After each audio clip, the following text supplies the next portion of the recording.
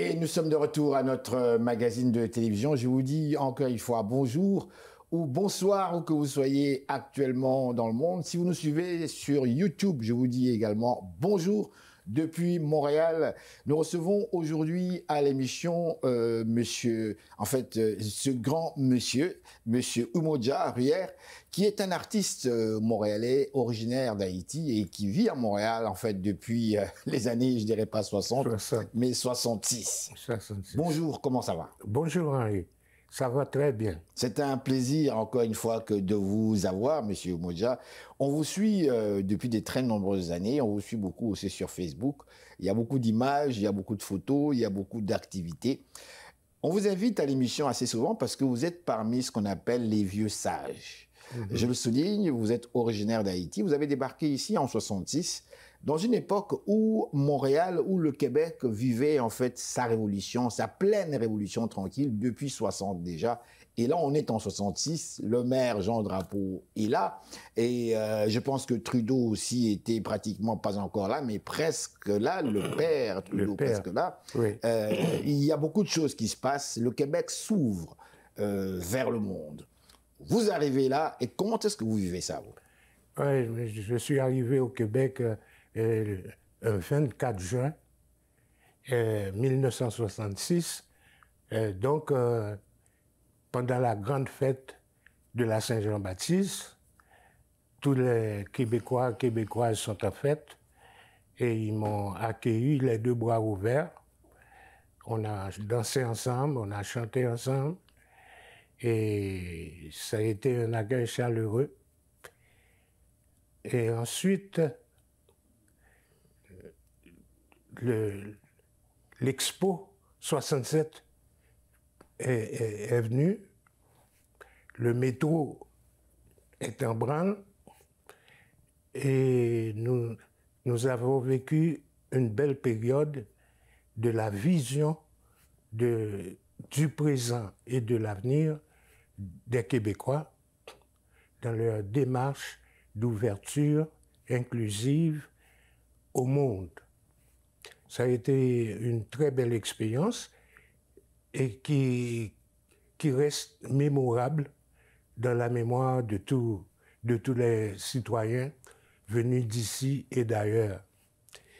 Et j'encourage cette vision qui continue à vivre, à rayonner et à se développer vers un monde de paix. Monsieur Julien Ruyer Umoja, vous débarquez ici en 66, Oui. Montréal en pleine ébullition, le Québec en pleine ébullition.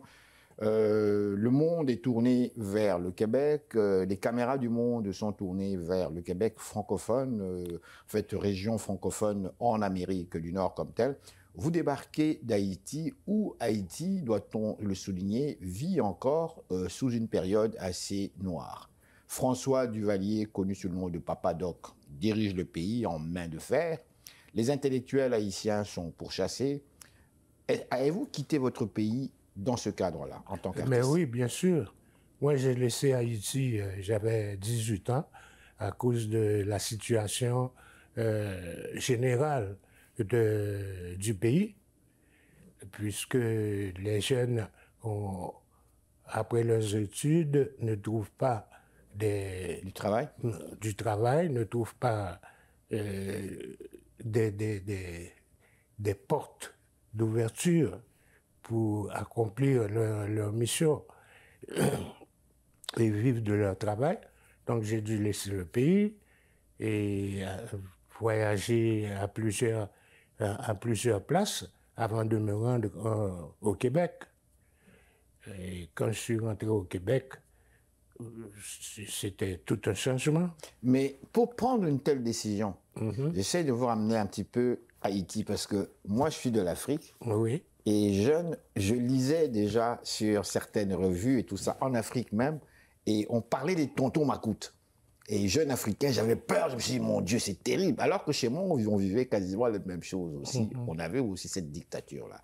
Mais en Haïti comme tel, pour prendre une décision, à cette époque-là, vous êtes jeune, vous le dites, ça prend un certain courage quand même pour se dire, à cette époque-là, dire, écoutez, moi je quitte, j'en ai ras-le-bol, ça me fait peur, pourtant vous avez la famille, vous avez des amis, vous avez votre environnement naturel, on ne se rend pas compte, mais même les odeurs naturelles, ça infiltre dans notre corps comme tel, on est habitué à ça. Alors vous quittez tout ça, pour prendre cette décision, ça vous a pris combien de temps? Ça a été subi ou est-ce que ça a été quelque chose de vraiment réfléchi? Ah, ça a été, bien sûr, ça a été réfléchi, mais le moment de la décision était un moment spontané, hein, parce que, bien sûr, que, comme vous dites, les tontons macoutes couraient après tout le monde et sans motif pour les battre, et puis, etc. Donc, ça a été vraiment, on a été, j'ai été avec un ami et on a pris la décision de laisser le pays le plus tôt possible. Donc, c'est comme ça que j'ai laissé Haïti. Mais la famille, les amis, personne n'était donc informé ou quoi? Vous avez pris une décision comme ça, on part, c'est tout, ouais, à l'aventure. Mais la famille était informée quand même. Était quand même informée, oui. Oui, la famille était informée. Alors, vous arrivez ici au Québec, on est en 66, 67, vous êtes un artiste. Mais je ne pense pas que vous vous êtes intéressé directement vers une carrière artistique. Je pense que venant ici, dans un pays organisé, développé, c'est l'Amérique du Nord, c'est quand même le rêve. Et tout le monde veut réaliser son rêve. Et oui. Dans votre cas, comment ça se passe? Quand je suis arrivé ici, je me suis inscrit au HEC. Mais à cause des lacunes en mathématiques, je n'ai pas pu continuer mon cours. Donc, tout ce qui me restait, c'est mon talent artistique.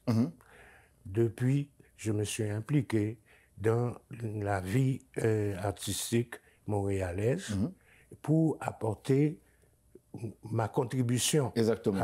Apporter un élément culturel que vous aviez. Exactement, à la communauté.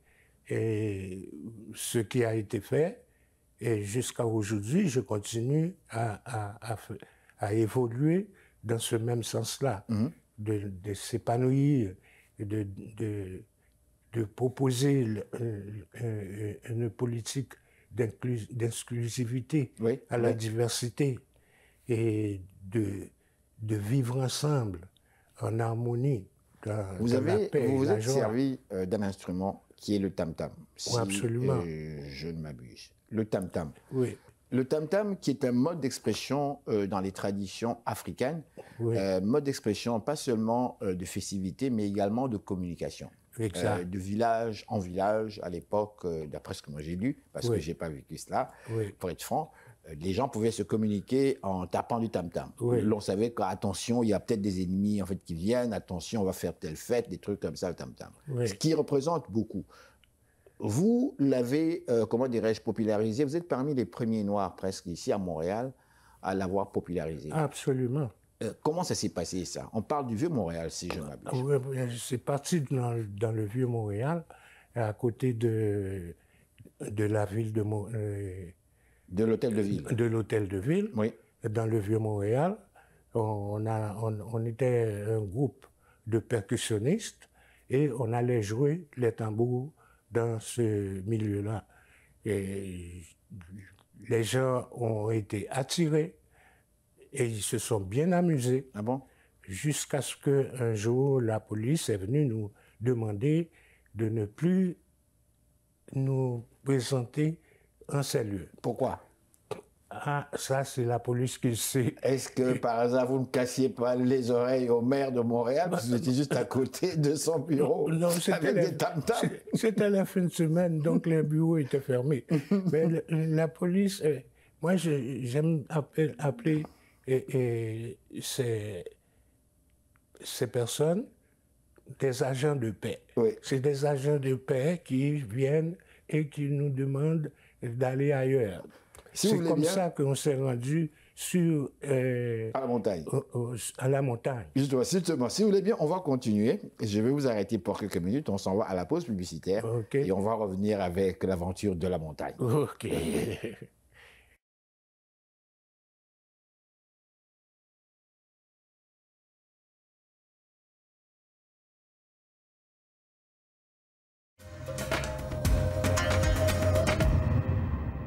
Et voilà, nous sommes de retour à notre magazine de télévision. Nous recevons aujourd'hui M. Julien Ruyer-Umoja, qui est un artiste montréalais originaire d'Haïti. On est en pleine conversation et on parlait ici justement de partir du vieux Montréal, parce qu'on vous a demandé de carrément quitter le lieu pour vous déplacer graduellement, et ça se déplace vers la montagne. Oui. Alors, vers la montagne, c'était une prélude. C'était le lieu où on a profité pour pratiquer et se préparer pour le Carnaval du Soleil en 1983. Donc, mais dites-moi, lorsque vous êtes arrivé au niveau de la montagne, on parle ici de quelle année, juste pour nous situer un petit peu? Exactement, les années 80, 81, 82, comme je vous dis, on se préparait pour le Carnaval du Soleil, la première édition en 1983, qui a reçu plus que 50 000 personnes pour sa première édition. Et c'était quoi le Carnaval du Soleil? Et pourquoi ce Carnaval du Soleil?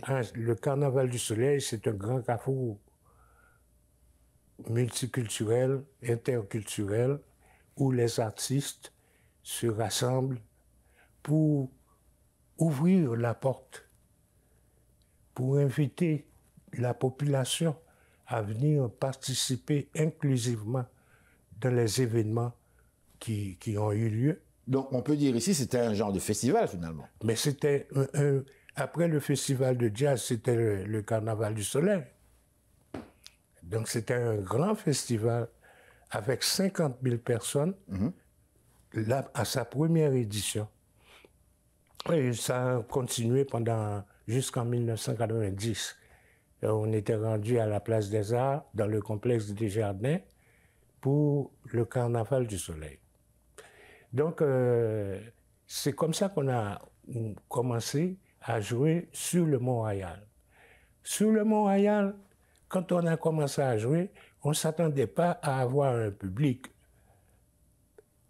Mais le public est venu de lui-même. Vous le faisiez simplement pour vous-même, pour vous rassembler entre artistes. Pour pratiquer, oui. Et il y avait aussi en fait des Québécois, si je ne me trompe. Bien sûr. Oui. Donc, quand on va jouer, il y a toujours des gens qui viennent, qui nous approchent et qui se mettent à danser et qui s'amusent. Alors voilà, ça c'est un des secrets du tambour. Le tambour est un instrument communicatif qui nous permet de profiter, qui nous met en mouvement à partir des rythmes pour se laisser manifester nos sentiments et nos désirs. Donc, c'est comme ça que, à chaque fin de semaine, le nombre de personnes qui se rassemblaient grandissait et jusqu'à aujourd'hui, les tam-tams du Mont-Royal existent encore. Des fois, il y a plus que 2000, 3000, 5000 personnes sur le Mont-Royal, en dessous de l'ange, qui donne grâce à l'univers. Monsieur Julien Ruyer-Umoja, artiste montréalais originaire d'Haïti, j'aurais deux éléments, vous pouvez les appeler deux questions, deux éléments. Le premier élément, je vais développer si vous permettez. Je vais vous parler ici de race, de racisme, de noirs haïtiens ici à Montréal en 66. Vous nous avez parlé du côté festif, vous avez été très bien reçu, très bien accueilli, en frère quasiment, mais vous êtes noir, vous êtes visible. J'aimerais avoir un élément, en fait, quelques commentaires par rapport à cela.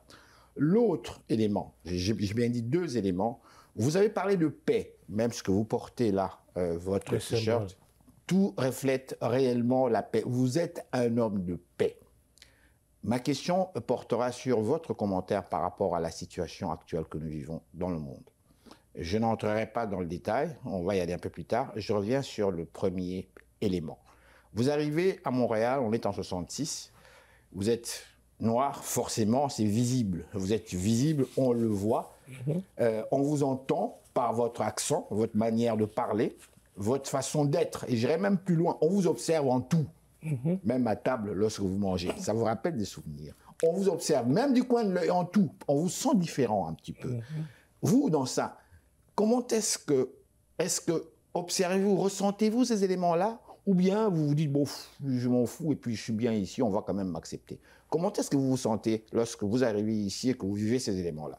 Ah, ben, il y a des événements vraiment, comme tu dis, qui sont surprenants. Et souvent, mais comme me rendre dans un magasin québécois, j'arrive et je donne ma commande et la personne, je parle en français et la personne me répond en anglais. Bon, ça m'avait vraiment surpris parce que le Québec est francophone. Vous pensez que le Québec, à l'époque, selon vous, c'était francophone? Mais donc, oui, en partant d'Haïti, tout le monde parlait le français ici, quoi. Mais oui, voilà. Voilà. Mais des réactions comme ça, qu'on pourrait dire, entre guillemets, racistes, c'est l'opinion de l'autre qui me regarde. Ce n'est pas mon opinion. Mais moi, j'ai eu une éducation remplie d'amour par mes parents qui m'a protégé de ces attaques. Oui, mais justement, lorsque vous me dites, là, vous arrivez ici, vous parlez à une personne qui vous répond en anglais. Je m'excuse, mais ça n'est pas raciste. La personne vous répond parce que la personne est habituée à vivre ainsi et vit en anglais. On lui a jamais fait cette forme de remarque. C'est une personne francophone.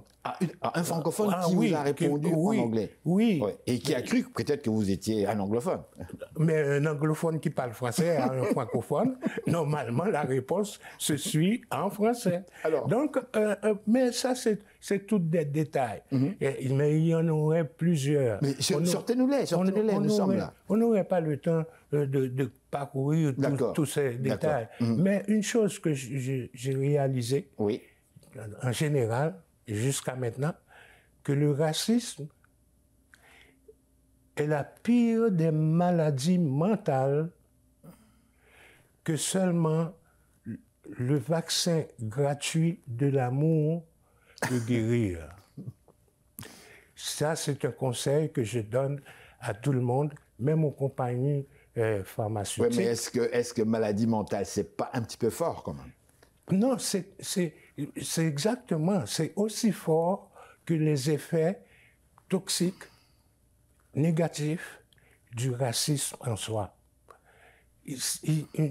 Nous vivons dans une autre époque où il faut changer de paradigme. Est-ce que, si je peux me permettre, est-ce que le racisme n'est pas ici en fait considéré comme tout simplement, comment dirais-je, une forme de pouvoir et non pas nécessairement un élément qui a à faire avec la race, avec la peau, puisque de toute façon, il a déjà été démontré depuis le monde que tous les êtres humains se ressemblent. Biologiquement parlant, il a été démontré scientifiquement parlant, donc c'est un faux problème. Mais là, l'autre problème maintenant, c'est vraiment une question de pouvoir comme tel. On a constaté dans le monde, comme par hasard, la plupart des pays pauvres sont des pays noirs. Comme par hasard. L'Afrique, on regarde l'Afrique au complet, on regarde les Antilles comme telles, à l'exception de Martinique, Guyane, où les Français leur disent, écoutez, vous avez vu là, nous, vous êtes très très bien ici, donc restez calme. Mais si on regarde dans les Antilles comme tel, donc bref, le monde est divisé en deux. On a un monde qui est noir, qui est en fait blanc, mais dans le monde noir comme tel, on est pauvre. Et raison pour laquelle on quitte nos pays pour venir chez nous les blancs et on vient s'intégrer. Qu'est-ce que vous répondez à ça, vous? Ben, ce que je réponds, c'est une forme d'aliénation d'exercer un pouvoir aussi indigne de l'être humain. Est-ce que ce n'est pas nous-mêmes, finalement, qui sommes carrément fautifs? Bon, disons, ce que je peux vous dire, c'est que nous vivons dans un nouveau monde. Il faut qu'on prenne conscience de ça et de changer le paradigme. Parce que l'être humain est trop intelligent et avec tout son bagage et toute sa connaissance scientifique pour continuer à survivre ou à vivre ou à imposer la violence à des gens en les appauvrissant en les maltraitant et en oubliant que la peau, c'est un des organes le plus important de l'être humain. Je vais juste terminer ici, M. Modja, parce que le temps, malheureusement, le temps passe tellement vite. Oui. Projet d'avenir, vous êtes un artiste, qu'est-ce qui arrive? Projet d'avenir, je vis mon projet d'avenir à tous les jours, dans le présent. Hier, c'était mon anniversaire. Joyeux anniversaire. Merci beaucoup. Et j'ai eu une vingtaine de personnes, d'amis, de bons amis, qui m'ont accompagné pour célébrer ce moment de ma vie. Oui. Donc, mes 79 ans. Combien vous dites? 79 ans. Oh là là. Oui. Alors, je vais vous souhaiter encore une fois santé, succès, amour, longévité. Merci. Merci beaucoup de nous avoir en fait reçus.